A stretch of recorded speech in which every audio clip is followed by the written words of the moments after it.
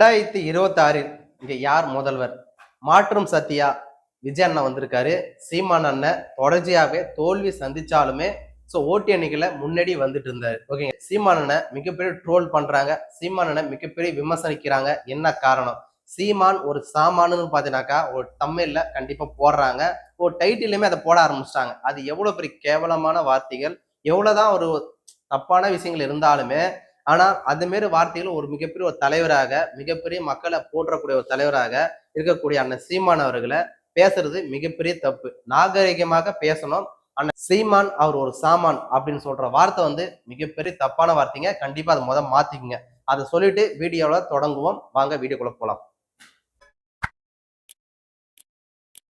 2026 இங்க யார் முதலமைச்சர் அப்படின்னு நிறைய பேர் கேள்வி வச்சுட்டு இருக்காங்க. நிறைய பேர் பார்த்தா கருத்து கணிப்புல ஒவ்வொருத்தரும் மைக் வச்சுன்னு பப்ளிக் கிட்ட போயிட்டு கேள்வி கேட்டுன்னு இருக்காங்க. அதுல ஒரு ஆள் கண்டிப்பா நான் இருக்கிறேன். சோ மக்கள் அனைவரும் என்ன பார்த்திருப்பாங்க. சோ மைக் வச்சு நின்று பப்ளிக் ரிவ்யூ எடுக்கிறது. ஓகேங்களா? ஆனா நான் கேட்கக்கூடிய கேள்வி என்னன்னு பாத்தீங்கன்னாக்கா 2026 இங்க யார் முதலமைச்சர்? இங்க அதிமுக திமுக தாண்டி இங்க யார் முதலமைச்சர் வரணும்னு நீங்க ஆசைப்படுறீங்க அப்படின்னு கேள்வி வைக்கும் போது அண்ணன் சீமானன் தான் முதலமைச்சரா வரணும்னு நிறைய பேர் பதில் சொல்லிட்டு இருக்காங்க. என்ன காரணம் அப்படின்னு கேட்கும் போது அவர் தான் தமிழ்நாட்டுல தமிழர் மட்டும்தான் ஆளணும் அப்படின்னு சொல்லியிருக்காரு. தமிழ்நாட்டுல இருக்கக்கூடிய மக்களுக்கு தான் முன்னுரிமைன்னு சொல்லியிருக்காரு. வட மாநிலத்திலிருந்து வந்தவங்க எல்லாருமே இங்க தனியா வீடு வாங்கிட்டாங்க, ஓட்டடியே வாங்கிட்டாங்க. அப்போ நான் தமிழ்நாட்டுல இருக்கக்கூடிய நான் எங்க போவேன் அப்படின்னு மிகப்பெரிய கேள்வி பார்த்தீங்கன்னாக்கா சொல்லிட்டு இருக்காங்க. அது மட்டும் இல்ல, ஏன்னா வட மாநிலத்திலிருந்து நிறைய பேர் வந்துட்டு தான் இருக்கிறாங்க. சோ அது மூலியமா வேலை வாய்ப்புகள் பார்த்தீங்கன்னாக்கா நிறைய இடத்துல பறிக்கப்படுது. ஏன்னாக்கா இப்ப நான் ஒரு 50 ரூபாய்க்கு வேலை செய்யறேன்னா அவன் வரையும் 10 ரூபாய்க்கு வேலை செஞ்சிருவான். நான் 10 ரூபாய்க்கு வேலை செஞ்சேன்னா அவன் ஃப்ரீயாவே வேலை செஞ்சிருவான். 3 வேளை சாப்பிட போட்டா போதும். அந்த மாதிரி சூழ்நிலை பார்த்தோன்னா வட மாநிலத்திலிருந்து வந்தவங்க நிறைய பேர் இருக்காங்க. அதை கண்டித்து சீமான் அண்ணன் பார்த்தோன்னா தொடர்ச்சியா நிறைய விஷயங்கள் பேசியிருக்காரு. திமுகவும் வேணாம், அதிமுக வேணாம், இவங்க 2 பேருமே ஒண்ணுதான், பேரு மட்டும் தான் வேற. அதனால ஒண்ணு சீமான் அண்ணன் வரட்டும் இல்ல விஜய் அண்ணன் வரட்டும் அப்படின்னு கேள்வி வச்சிருந்தாங்க. ஆனா விஜய் அண்ணனுக்கு தான் இப்ப நிறைய ஓட்டு எண்ணிக்கையில அதிகமாவே இருக்கு. ஏன்னா சீமான் அண்ணனுக்கு ஓட்டு போட்டவங்க முக்காவாசி பேர் எல்லாருமே இப்ப விஜய் அண்ணா பக்கம். இதுதான் உண்மை கூட. இது சில சீமானன் கட்சியில் இருக்கக்கூடிய நிர்வாகிகள் தொண்டர்கள் அனைவருக்கும் ஒரு கசப்பான விஷயங்களா இருக்கலாம். ஆனா இதுதான் உண்மை. ஏன்னா நான் பப்ளிக் ரிவ்யூ எடுத்திருக்கேன். எல்லார்கிட்டையும் டைரக்டாவே மக்கள் கிட்ட போய் முன்னாடி பப்ளிக் ரிவ்யூ எடுப்பேன். அப்போ அவங்க கிட்ட கேட்கக்கூடிய கேள்விகள் என்னன்னுக்கா, நான் 2026 யாருக்கு முதலமைச்சரா வரணும் கேள்வி கேட்கும் போது அண்ணன் விஜய் அண்ணா தான் வரணும். ஒருவேளை விஜய் அண்ணா அரசியலுக்கே வரல, அப்போ நீங்க யாருக்கு ஓட்டு போடுவீங்க அப்படின்னு கேள்வி கேட்கும் போது நான் சீமானனுக்கு தான் ஓட்டு போடுவேன் சொன்னாங்க. 2021 யாருக்கு ஓட்டு போட்டீங்க? சீமானனுக்கு தான் ஓட்டு போட்டேன் அப்படின்னு சொல்றாங்க. ஓகே, தமிழ்நாட்டுல இருக்கக்கூடிய யாருன்னு ஒருத்தர் ஆண்டாதான் என்னோட பிரச்சனை என்னன்னு அவருக்கு புரியும். என்னோட பிரச்சனை அவருக்கு தான் புரிஞ்சு அவர் எதனா நல்லது செய்வாரு அப்படின்னு நினைச்சுதான் 2021 தேர்தல்ல சீமானனுக்கு அனைவரும் ஓட்டு போட்டாங்க. ஆனா அனைவரும் ஓட்டு போட்டு 2026 தேர்தல்ல அது மொத்தத்தையும் தூக்கி குப்பை தொட்டில போட்டாங்க. விஜய் அண்ணன் வர்றாரு அரசியலுக்கு. சோ நான் சீமானனுக்கு ஓட்டு போட்டேன். நான் விஜய் அண்ணனுக்கு ஓட்டு போட போறேன். ஏம்பா நேத்து வரைக்கும் சீமானனுக்கு ஓட்டு போட்டிருந்த நீ ஏன் திடீர்னு விஜய்க்கு மாறுற அப்படின்னு கேட்கும் போது திடீர்னு பார்த்தீங்கன்னாக்கா எங்க இருக்கக்கூடிய குற்றச்சாட்டு எல்லாமே அடுக்க ஆரம்பிச்சிட்டாங்க. அவர் மாத்தி மாத்தி பேசுறாரு, ஸ்டெடியா ஒரு இடத்துல இல்ல. சோ இன்னைக்கு ஒரு வார்த்தை பேசுறாரு, நாளைக்கு ஒரு வார்த்தை பேசுறாரு. நிறைய இடத்துல பொட்டி வாங்கிட்டு பார்த்தீங்கன்னா விமர்சிக்கிறாங்க. நிறைய இடத்துல பார்த்தீங்கன்னா விஜயலட்சுமியுடைய பிரச்சனை எடுத்து பேசுறாங்க. அப்படின்னு பார்த்தீங்கன்னா நிறைய இடத்துல பார்த்தீங்கன்னா மைக்கு நீட்டும் போதெல்லாம் சொல்றாங்க. ஓகேங்களா? ஆனா நான் என்ன சொல்றேன்னாக்கா, 2026 தேர்தல மாற்றம் சக்தியாக திமுகவுக்கு அதிமுகவுக்கு இல்லாம மாற்றம் சக்தியாக அல்ல விஜய் இல்ல சீமான் இவங்க 2 பேர்ல யாராவது ஒருத்தவங்க மக்களுக்கு என்ன செய்யறாங்கன்னதை கண்டிப்பா நம்ம பார்க்கணும். ஏன்னா அதிமுக வந்தா அவங்க நிறைய வாக்குறுதி கொடுக்குறாங்க, திமுக வந்தா அவங்க வாக்குறுதி அதிகமா கொடுக்குறாங்க. இவங்க 2 பேருமே வாக்குறுதி கொடுத்துட்டு அதுல 10 கொடுத்துட்டு 2 நிறைவேற்றிட்டு அந்த 2 தான் நிறைவேற்றிட்டு மக்கள் முன்னாடி நான் நிறைவேற்றிட்டேன், அது மூலியமா மக்களுக்கு நிறைய நல்லது கிடைச்சது அப்படின்னு பார்த்தீங்கன்னாக்கா சொல்லிட்டு இருக்காங்க.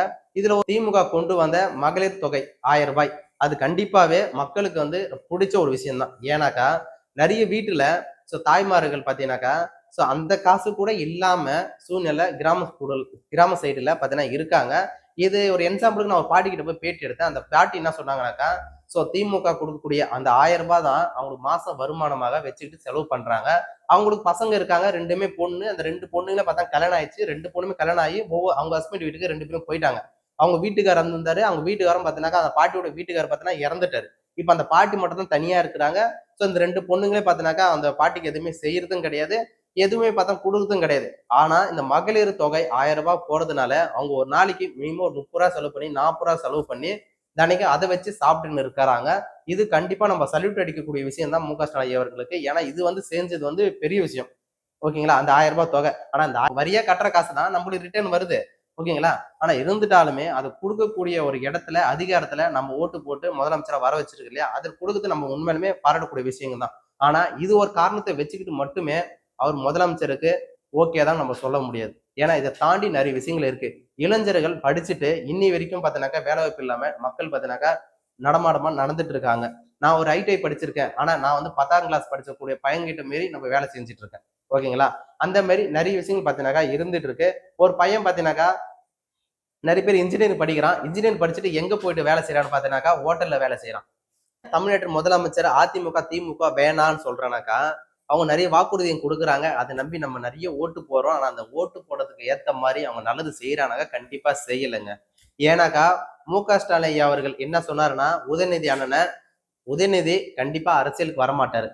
உதயநிதி அண்ணன் கிட்ட கேட்கும்போது, நான் கண்டிப்பா அரசியல் குடும்பத்துல பிறந்ததுனால நான் அரசியலுக்கு வரணும்னு அவசியம் கிடையாது அப்படின்னு சொன்னாரு. ஆனா அவர் என்ன பண்ணாரு? அரசியலுக்கு வந்தாரு. எலெக்ஷன் வந்துருச்சு. நீ எலெக்ஷனை சந்திப்பேன்னு கேட்டதுக்கு, நான் எலெக்ஷன்லாம் சந்திக்க மாட்டேன். எனக்கு முன்னாடி நிறைய பேர் இருக்காங்க. அவங்க அந்த சீட்டு வாங்கி அவங்க ஜெயிப்பாங்க திமுக சார்பில் அப்படின்னு சொன்னாரு. ஆனா அரசியலுக்கு வரமாட்டேன்னாரு, அரசியலுக்கு வந்தாரு. எலெக்ஷனை சந்திக்க மாட்டேன்னாரு, எலெக்ஷனை சந்திச்சு எம்எல்ஏவா ஆனாரு.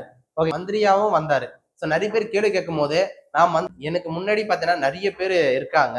ஸோ சீனியர் கேட்டகரியில அவங்களுக்கு தான் முதலமைச்சர் அவங்களுக்கு தான் பார்த்தீங்கன்னாக்கா மந்திரி பதவி தரணும் அப்படின்னு சொல்லியிருந்தாங்க. ஆனா உதயநிதி அண்ணனுக்கு மந்திரி பதவி கொடுத்தாங்க.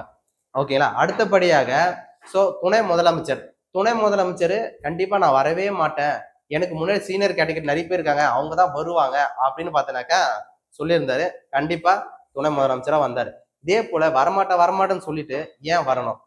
இப்ப பார்த்தீங்கன்னா அரசியல் புரிதல் இல்ல. ஆனா நான் கத்துக்கிட்டு வருவேன் அப்படின்னு கூடிய வார்த்தைகள் ஏத்துக்கூடியதா இருக்கு. ஆனா வரமாட்டேன்னு சொல்லிட்டு துணை முதலமைச்சர் வரைக்கும் வந்துட்டு இது தப்பான விஷயமா இல்லையா? இந்த மாதிரி மாத்தி மாத்தி பேசக்கூடிய விஷயங்கள் தப்பு. 2026 தேர்தல்ல விஜய் அண்ணனுக்கு வெற்றி வாய்ப்பு இருக்கா? சீமான் அண்ணனுக்கு வெற்றி வாய்ப்பு இருக்கா? நான் அதிமுக, திமுக ஏன் சேர்க்கலன்னா அவங்க 2 பேருமே மாற்று சக்தி கிடையாது. இவங்க 2 பேர் தான் தமிழ்நாட்டுல மாற்று சக்தியா வரப்போறவங்க. அதனால சீமான் அண்ணா, விஜய் அண்ணனா இவங்க 2 பேர்ல இருக்கக்கூடிய தொண்டர்கள் கண்டிப்பா கமெண்ட் பண்ணுங்க.